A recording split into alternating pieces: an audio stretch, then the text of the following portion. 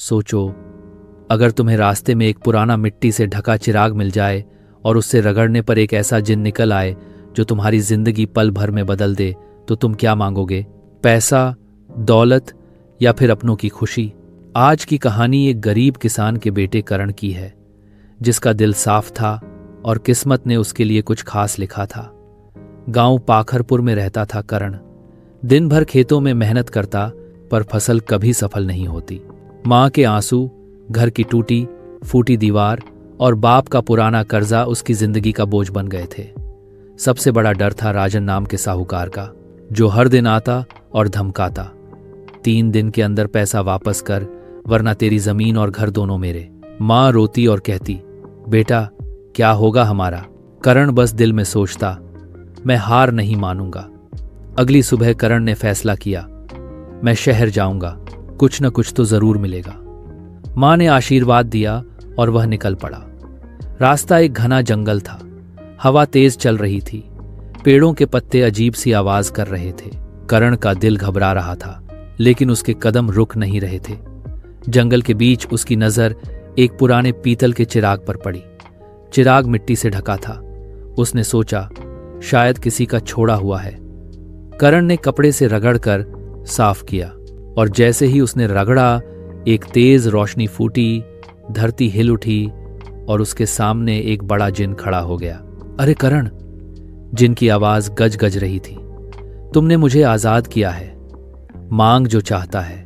करण हैरान था, लेकिन उसके दिल में सिर्फ मां और घर की फिक्र थी। उसने हाथ जोड़कर कहा, जिन बाबा, मुझे कुछ भी अपने लिए नहीं चाहिए, बस मेरा मां बाप का कर्जा उतर जाए और हम अपनी जमीन और घर बचा सकें। जिन मुस्कुराया, वाह बेटा, तेरे दिल में लालच नहीं, सिर्फ परिवार और ईमानदारी है। यह चिराग अब तेरा हुआ, इससे जो भी मांगेगा तुझे मिलेगा, लेकिन याद रख, इसका जादू सिर्फ नेक दिल के लिए काम करेगा। अगली सुबह करण ने चिराग को रगड़ा और कहा, हे चिराग, मुझे खेतों में इतनी फसल चाहिए कि कर्जा भी उतर जाए और मां भी खुश हो जाए। एक पल में उसके सूख गए खेत हरा भरा हो गए। गेहूं, चावल सब कुछ भरकर उग गया। गांव वाले देखकर हैरान हो गए। जब फसल मंडी में गई तो करण ने सबसे पहले राजन का कर्जा चुका दिया। मां ने खुशी से उसे गले लगा लिया। कर्ज चुकाने के बाद भी करण ने चिराग का जादू सिर्फ अपने लिए नहीं रखा। उसने गांव के गरीब लोगों की मदद की, उनके लिए कपड़े और अनाज खरीदा। धीरे धीरे गांव में सभी उसकी इज्जत करने लगे। राजन ने जब देखा कि करण के पास इतनी दौलत है, तो उसने लालच में आकर चिराग मांगना चाहा, लेकिन चिराग ने उसकी लालची दुआओं को कभी कबूल नहीं किया। धीरे धीरे राजन की जमीन भी बर्बाद हो गई और लोग उससे नफरत करने लगे। करण ने सीखा कि असली ताकत चिराग के जादू में नहीं, बल्कि इंसान के साफ दिल और ईमानदारी में है। मां के आंसू खुशी में बदल गए और गांव ने उसे अपना नेता माना।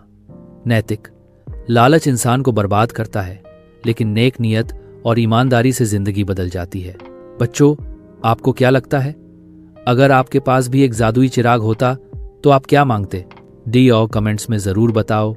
और अगर कहानी पसंद आई हो तो वीडियो को लाइक करो, शेयर करो और चैनल टाइनी टेल्स हिंदी को सब्सक्राइब करना ना भूलो।